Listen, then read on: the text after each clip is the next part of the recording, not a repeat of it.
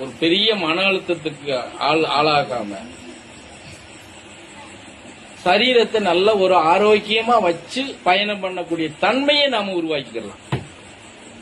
எப்படி தன்மையை உருவாக்கிக்கலாம்.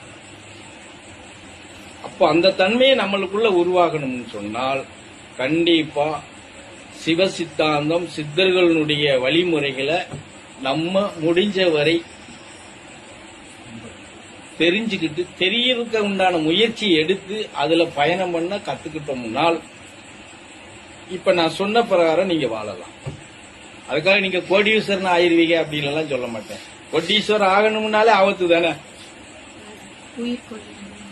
ஆபத்து தானே, அது உயிர்கொல்லி நோய் தானே.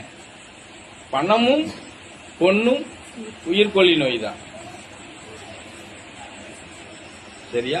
இன்னும் பணம், நகை, சொத்து இது எல்லாமே உயிர்கொல்லி நோய் தான்.